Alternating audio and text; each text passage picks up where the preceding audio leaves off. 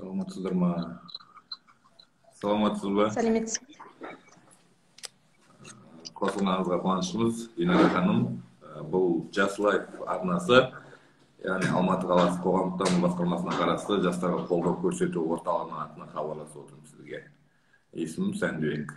Алдағы 30-40 минутта сізбен мынау қазіргі таңда елең алып бара жатқан жастардың арасындағы психологиялық тілмен айтқанда суицид деген тақырып бар ғой, ең ауқымды, ең күрделі. Соған байланысты бізде өмір ең басты құндылық деген жоба аясында жалпы жастарды суицидтен сақтандыру мақсатында сізбен шығып тұрмыз. Бүгін біздің эфирде психолог Динара Бескекова. Дұрыс айттым ғой? Рахмет, өте қуаныштымын. Жақсы, Динара ханым, ең бірінші бірден енді сіздің де біздің де уақыт алмау үшін бірден сұрақтарға көшейік. Жалпы өз-өзіңізді еркін ұстай беріңіз, онлайн сұхбат, жастар аудиториясы. Енді бізде жалпы менің түсінігімде бұған дейін былай болатын, психологияға жалпы психикалық аурулар бар адамдар бару керек деп. Яғни психологты сол адамдар қажетсінеді, одан басқа адамдарға психологтар керек емес деп. Кейіннен келе түсіндік, шынымен де психологияның ең үлкен ғылым екендігін, оның адам өмір сүрген кезде ол психология оның бойында жалпы соның айналасында болатындығын түсіндік. Сіздің сол саланың маманы ретінде психология дегенді жалпы қалай түсіндіріп бере аласыз? Алғашқы сұрақ осы болсын. Рахмет. Енді психология дегеніміз қарапайым тілмен айтқанда жан туралы ілім болып табылады. Яғни психикалық құбылыстардың пайда болуы, даму және қалыптасу заңдылықтарын зерттейтін ғылым. Яғни психикалық құбылыстар дегеніміз не? Ол бізді қоршап отырған сыртқы дүние заттары мен құбылыстардың мидағы әртүрлі бейнелері болып табылады. Психология ол ерте заманнан келе жатқан өте үлкен бір ғылым болып табылады. Оның дүниеге ең тұңғыш келген жері Греция. Психология термині грек тілінен аударғанда психе, яғни жан дегенді білдіреді, ал логос ілім дегенді білдіреді. Яғни адамның жан дүниесін зерттейтін ғылым болып табылады. Тамаша. Яғни адамның жаны қаншалықты тіршілік етсе, психология оған соншалықты керек дейсіз ғой? Соншалықты тіршілік етеді, иә. Жақсы. Енді біздің ішкі жан дүниеміздің әлсіреуі ма, әлде былай айтқанда сол ішкі жан дүниеміздің кейбір сынақтарға төзбеуі ма, жасыратыны жоқ. Қазір бізде суицид деген термин қатты тарап кетті. Сол құбылыс қатты тарап кетті. Жалпы алғанда қазір мысалы мен өткенде қарап шықтым біраз деректерді. Бізде жыл сайын 2018 жылдан 2018-2019-ды қарағанда жыл сайын суицидке баратындар көбейіп кетті. Сонда осы суицидке апаратын қандай амал болмаса, қандай әрекет, жалпы осы суицид қай кезден бастап шықты бізде? Әлде бұның жарнамасы? Қоғамдағы айықпас дерттің бірі қазіргі таңда ол суицид болып табылады. Негізі суицид термині 17 ғасырдан бері пайда болған, бірақ кеңінен 20 ғасырдан бастап пайдалана бастады. Суицид дегеніміз адамдардың өзіне қол жұмсауы. Суицидті зерттейтін суицидология ғылымы бар. Ол дербес зерттеу ғылымы болып саналады. Өзін-өзі өлтіру, ісін зерттеген психолог, социолог мамандар көп. Психологтар өзін-өзі өлтіру оқиғаларының 60% көбіне көп жылдың көктем, күз айларында көп кездеседі деп жатады. Суицид деген сөзінің өзінің мағынасы айтып тұрғандай, өзін-өзіне қол жұмсау, өзін-өзі өлтіру болып табылады суицид мағынасы. Жыл мезгілдері әсер етіп тұр ғой соған, былай айтқанда? Иә, жыл мезгілдері, көбінесе көктем, күз айларында өздеріңіз естіген боларсыздар. Психикалық ауытқуы бар адамдарда көбінесе көктем, күз айларында қозат аурулары деп жатады. Қарапайым адамдарда да созылмалы аурулар осы көктем, күз айларында асқына түседі. Сол сияқты суицид та осы жыл мезгіліне қарай әсер етіп, осы жыл мезгілі кезінде көп белең алып жатады. Яғни суицидке барушылар көбінесе эмоцияға беріліп жатады, солай ма? Иә, дұрыс айтасыз. Эмоциямен қатар стресс, дағдарыс, отбасындағы жағдайлар, жұмыстағы келеңсіз оқиғалар, барлығы адамның ішкі жан дүниесіне, эмоциясына әсер етеді. Яғни суицидқа баратын адамдардың бірден бір себептері осылар болып табылады. Яғни біз дөп басып, нақты мына себеп деп айта алмаймыз. Жан жақты қарастыру керек. Сонда қарайтын болсақ, дағдарыс деп жайттыңыз, әртүрлі отбасылық жағдайлар деп жайттыңыз. Материалдық тұрғыдан ба, әлде дағдарыс, әлде рухани тұрғыдан ба? Қандай қиындықтардың негізінде? Екеуі де бар. Материалдықта, рухани тұрғыда да. Қазіргі таңда көп адамның көбісі қиыншылыққа төзбейді, жеңе білмейді. Өзінің басына түскен істі қалай жеңу керек, не істеу керек, тығырықтан қалай шығу туралы білмейді да, көп адамдар осындай шешімге келіп жатады. Яғни барлығының шешімі ол өзіме өзім қол жұмсауым деп ойлайды. Эмоциялық тұрғыда да, яғни адамда эмоциялық күйзеліс болып жатады. Яғни адам, мысалға, кез келген адам, егер мен осындай әрекетке барсам, бәрінің шешімі табылады деген ойда болады ғой. Иә, дұрыс айтасыз. Бірақ ол шешім емес, солай ма? Әрине, өзіңіз елестетіп көрсеңіз, мысалы біз қараңғы бөлмеде отырсақ, мысалы айтқанда, кішкентай тесіктен болса да жарық түседі. Сол сияқты. Өмірде қандай қиын сәт болса да, кішкентай болса да бір шешімі бар. Соны біз іздеу керекпіз. Қараңызшы, сіздер осы саланың маңайында жүргеннен кейін маған мысалға ол беймәлім болуы мүмкін. Сіздер енді жиі естисіздер, сол салада жүрген адамсыздар. Әйел адамдар мен ер адамдардың қайсысы көп ұшырайды суицидке? Содан кейін жалпы мына жастағылар көп сондай әрекетке барады деп айта аласыз ба? Мысалы 10 мен 20-ның арасындағылар, 20 мен 30-ның арасындағылар деген сияқты. Енді қараңыз, көбінесе жаңа бірінші сұрағыңыз бойынша әйелдерден қарағанда еркектер көбінесе суицидқа бой алдырып жатады. Не себепті? Өйткені қазіргі таңда өздеріңіз білесіздер, экономикалық күйзелістер болып жатыр. Әлеуметтік, тұрмыстық жағдайларға байланысты суицид қаупі күшейеді.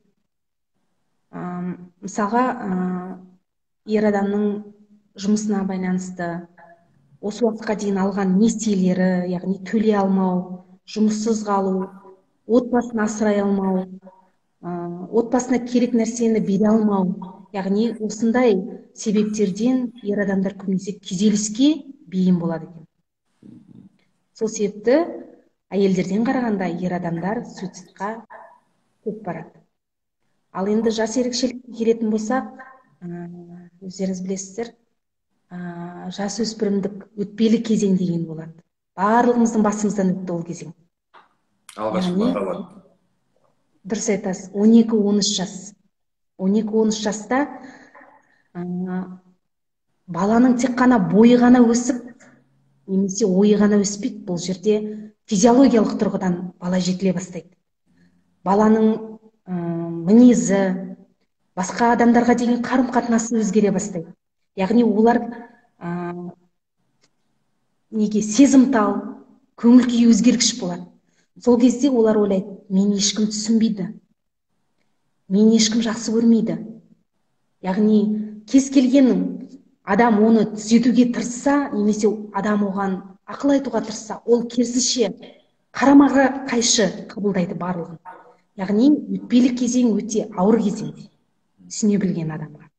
Осы кезеңде қауіп өте көп. Бұл кезеңде кешіріңіз. Иә, кешіріңіз. Бұл кезеңде негізі көбінесе ата-ана тарапынан балаларға өте қолдау қажет болады. Сіз жаңа мысалы мен күтпеген деректі айттыңыз да, мен ойлайтын негізінде әйел адамдар кішкене әлсіздеу болады деп. Себебі ол кісілер жасыратын жоқ, азаннан кешке дейін бала шағаның қамы, тамақ істеу, үй жинау, жұмысқа барып келу, өзінің жұмысы, отбасылық жұмыстар деген сияқты. Ал еркектер кішкене болса да жаңа сыртқа шығып, жолдастармен араласып, болмаса шылын шегіп, сырасын ішіп, бір сондай ойдан бір арылып қайтатындай мүмкіндік бар ғой деп. Бірақ сонда мойындау керек, еркектер кішкене әлсіз болып қалады екен достар. Енді бұл жерде ер адам негізі рухани тұрғыдан әлсіздеу деп айтсақ болады. Не себепті? Барлығына топырақ шашпаймын. Бірақ әйел адам негізі эмоциональный ғой, эмоцияға тез берілетін адам. Біз жылай аламыз, айқайлай аламыз, өзіміздің ішкі жан дүниеміз ақтара аламыз. Ер адамдар керісінше, олар салмақты, орынды сөйлейтін, жылау деген жоқ оларда. Жылағанның өзінде олар мүмкін тығылып жылар, бірақ көпшілікке олар өзінің әлсіздігін көрсете білмейді. Сол себепті де адам өзіңіз жан дүниесі негізі қарапайым, шармен теңестірсек болады. Мысалы, шарды үрлеген сайын ол ұлғая түседі. Сол сияқты адам эмоциясын өзінің ішінде сақтаса, ол үлкейе береді. Ең соңында шар не істейді? Әрине жарылады. Сол сияқты ол жарылады. Сол себепті біз енді еркек әлсіз емес, бірақ рухани жағынан әлсіздігі бар. Яғни ішке жинайды дейсіз ғой біраз дүниенің бәрін. Ішке жинағаннан кейін ол келеді. Жақсы, рахмет. Мысалы, енді тағы сұраққа көшсек, былай қарап тұрған кезде суицидке апаратын негізгі факторларды санамалап өтсек, мысалы, сіз айттыңыз да, ең бірінші ол отбасылық кикілжіңдер болуы мүмкін. Ары қарай тағы қандай әсерлер болуы мүмкін? Суицидқа негізі жаңа жоғарыда айтып кеттік қой. Эмоция, адамның стресске бейімдігі, дағдарыс әсер етеді деп жатырмыз.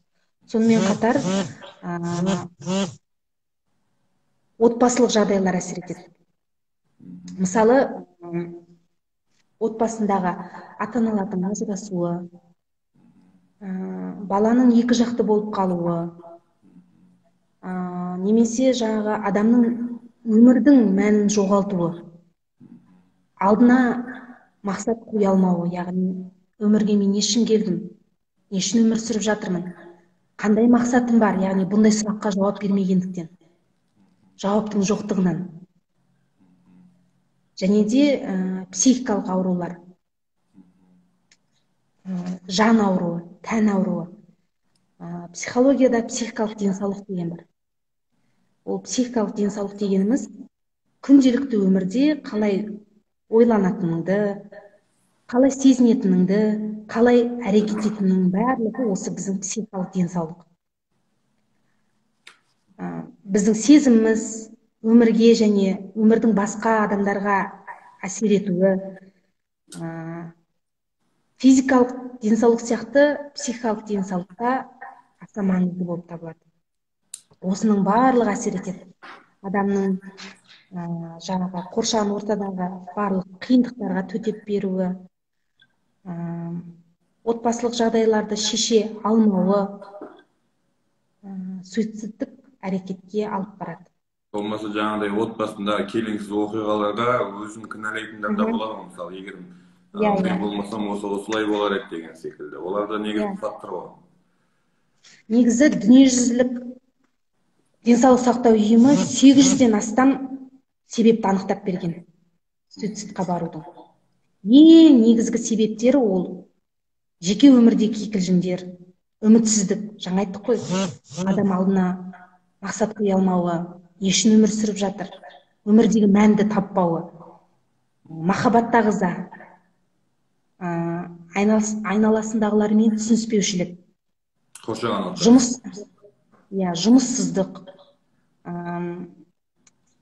жауапсыз махаббат, қорлық зомбылық, кемсітушілік, яғни басқа адамдар тарапынан кемсітушілікке ұшырау, кедейлік, қаражат тапшылығы, жаңағы материалдық жағдайда әсер етіп жатады. Жаңа айтып жатырмыз, адамның бойындағы аурулар, яғни жазылмайтын ауру, мүгедектік және де секталар әсер етіп жатады. Психикалық аурулар әсер етеді. Рухани азғындық, өзіне ешкімге керексіз өмірден түңілуі, мысалға отбасында жақын адамнан айырылуы, жалғыздық әсер етуі мүмкін.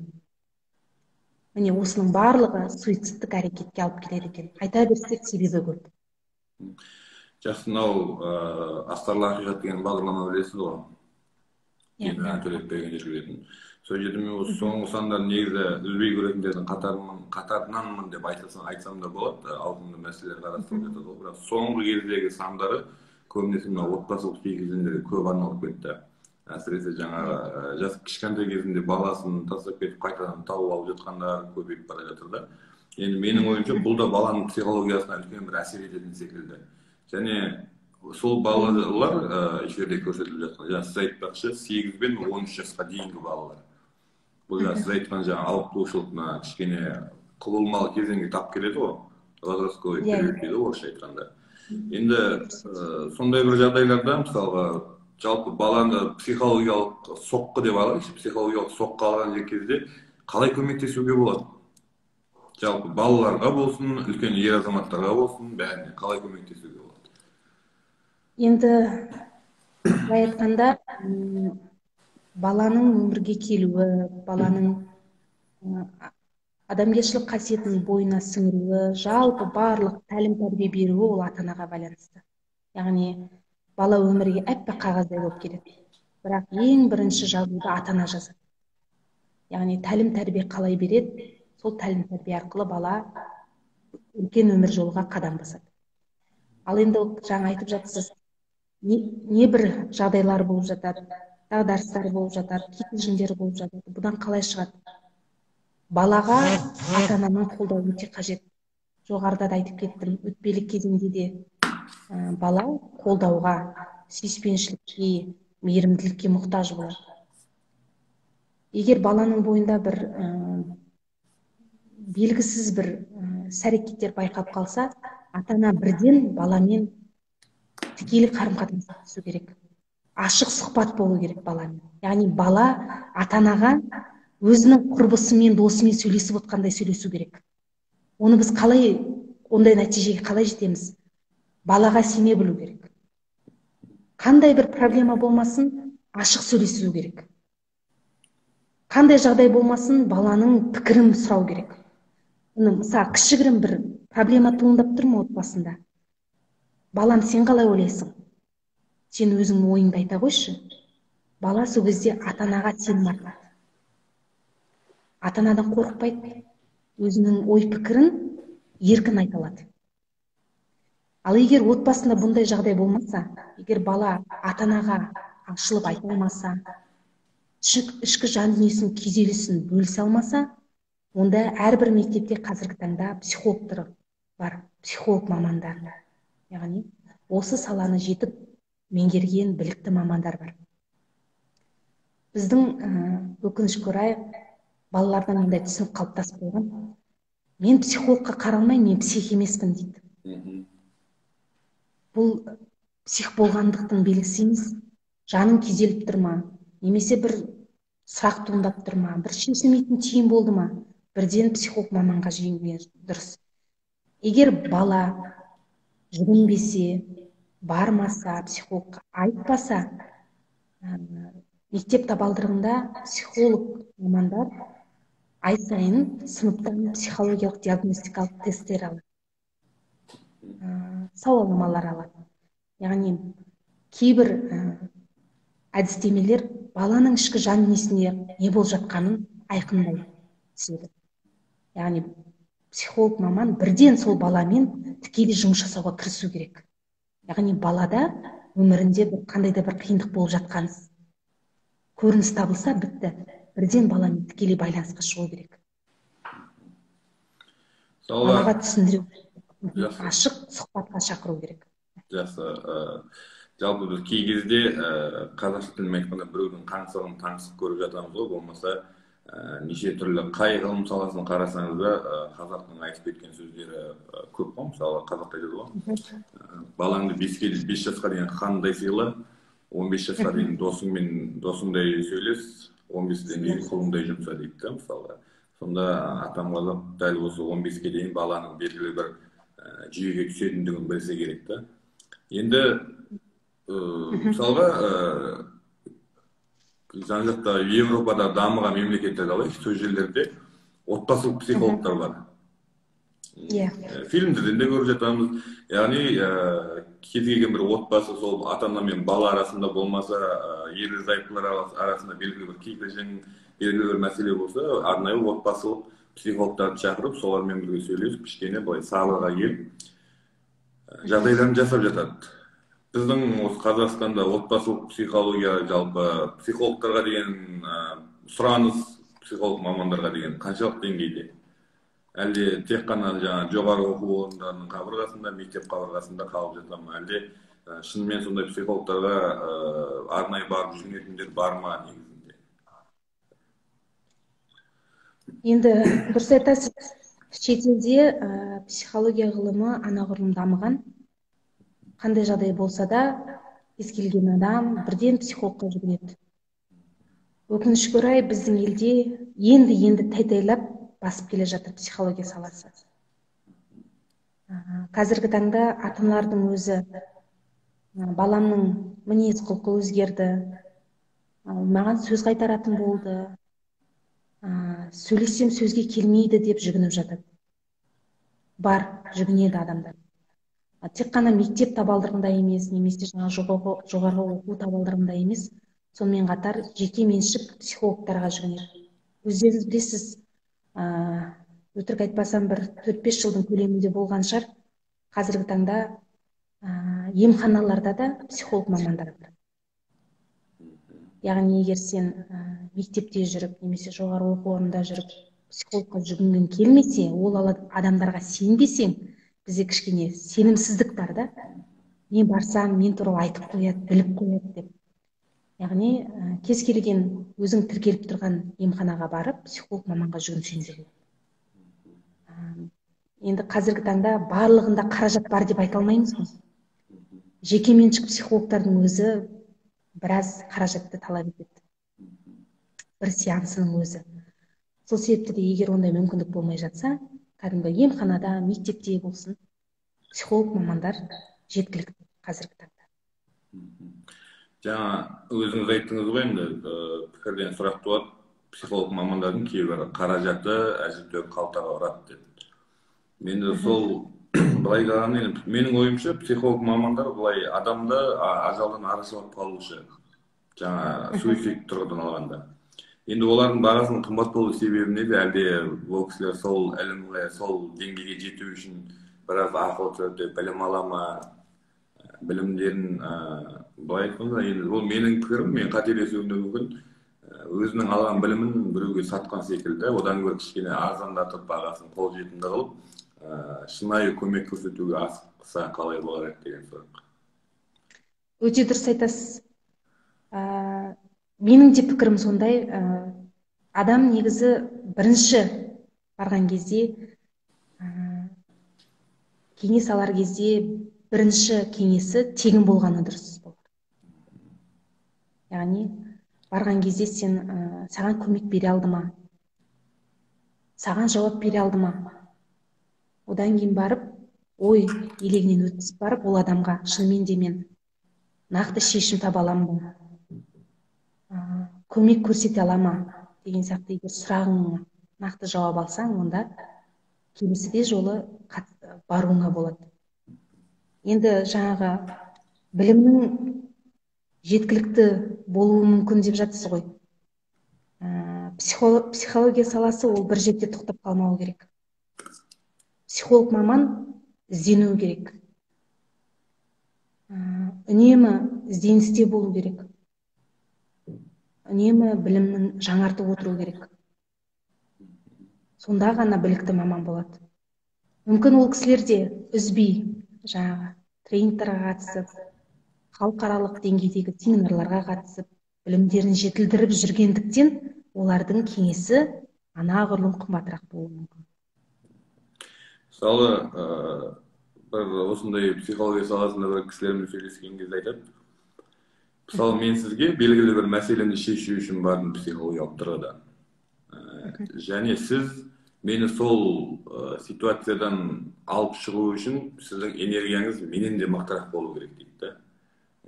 Мен мысалы тұңғиыққа батып бара жатсам, сіз мені жағы алып шығатын энергияңыз болу керек дейді. Сіздер сонда әр адамның энергиясын өздеріңіз қабылдай берсеңіздер, өздеріңіз шаршап қалмайсыздар ма? Кейде сіздерде болады ғой, мектеп барлығында оқушылар әртүрлі жағдаймен келуі мүмкін сіздерге. Сіздер сол неге ситуацияға өздеріңіз түсіп көресіздер ғой енді. Сонда оларға қайтадан алып шығу үшін нақты өздеріңіз қандай іс-әрекеттер қолданасыздар, болмаса қандай кеңестермен айтасыздар? Сіздің айтуыңыз бойынша жаңа кеңеске келген адамның бүкіл энергиясын өзіңізге қабылдап алу деп тұрсыз ғой. Менің түсінігім. Дұрыс айтасыз, кез келген адам, мысалға емшінің өзі емдеген кезде адамның барлық энергиясын өзіне қабылдап алады, яғни негативті энергиясын. Яғни психологтар да тура солай. Келген адамның жан дүниесіне үңіліп, сол адамның жаңа шешімі табуға барынша тырысқан кезде біз шынымен де сол адамның кейпінде боламыз. Барлық негативті энергиясын тартып аламыз. Психологқа да психолог керек деп бекер айтпайды. Кейбір жағдайда біз өзіміз басқа психологтармен кеңесе отырып, өзіміздің ішіміздегі жан дүниеміздегі болып жатқан жағдайлармен бөлісіп жатамыз. Кейбір кезде өзіміздің жан дүниемізде болып жатқан күйзеліске бір қолдау керек болып жатады. Қаншалықты маман болғанымызбен. Біз енді пендеміз ғой, адамбыз ғой.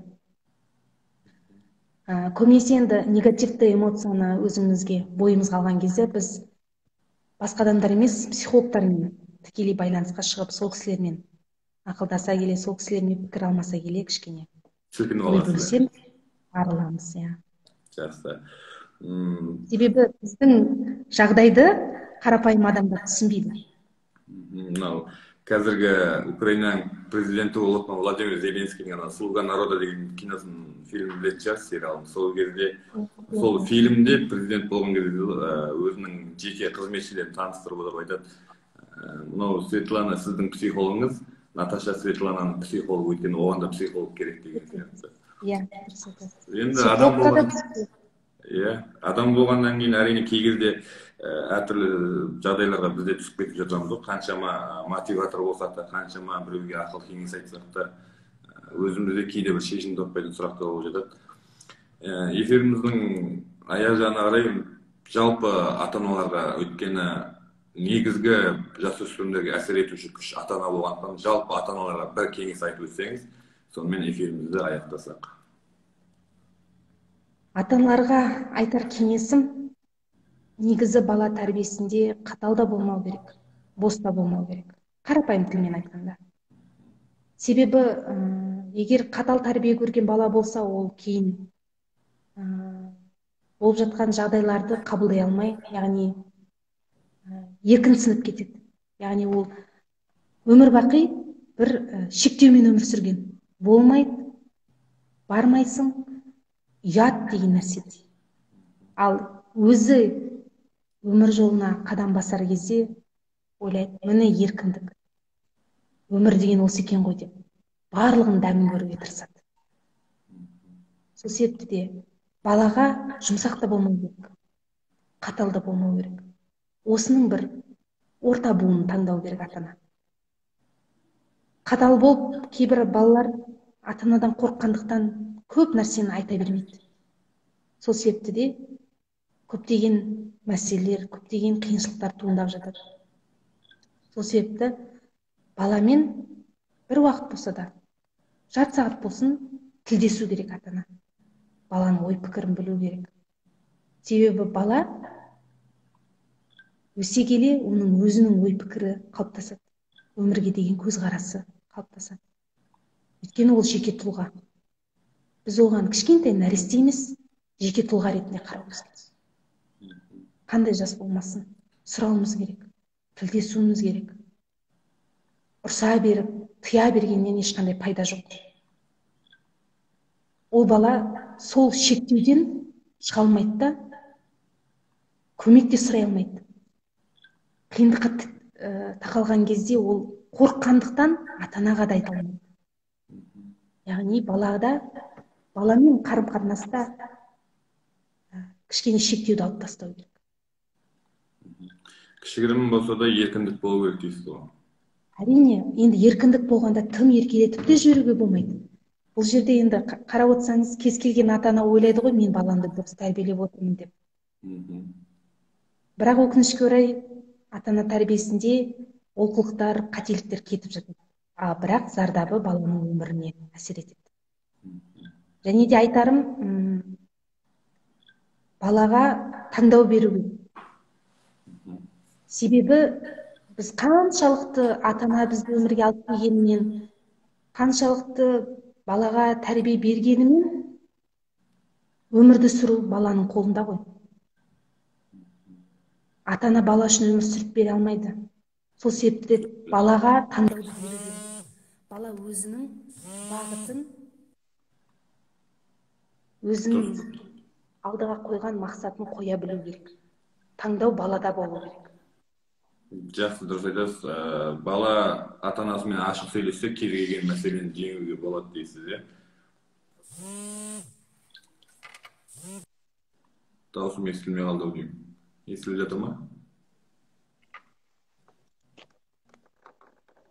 Динара, дауысымыз естіліп жатыр ма? Дауысыңыз естілмей қалды маған. Енді естіліп тұр ма? Иә, ақырын естіліп тұр. Айта беріңіз.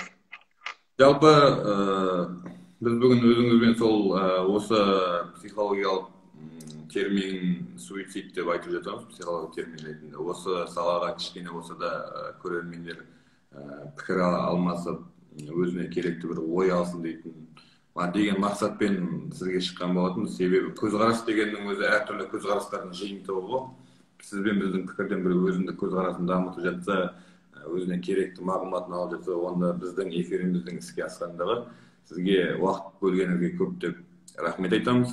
Алдағы күндерде сізге қиын жағдайларын айтып беретін адамдар болсын. Мейірімге толы болсын.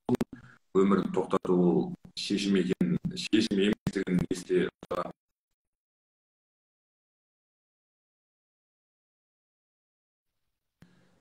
Сізге көп рахмет. Жұмысыңызға сәттілік тілейміз. Әрқашан аман болыңыз. Бүгін өздеріңізге пайдалы мағлұмат бердім деп ойлаймын. Дендеріңіз сау, сонымен қатар физиологиялық тұрғыда да, психологиялық тұрғыда да дендеріңіз сау болсын. Бір нәрсені ұмытпаңыздар, әр нәрседен шығатын жол бар, шешілмейтін түйін жоқ. Жақсы, рахмет сізге көп.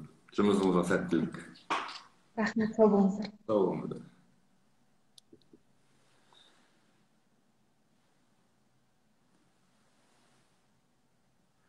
Da da da da da da da da da da da da da da da da da da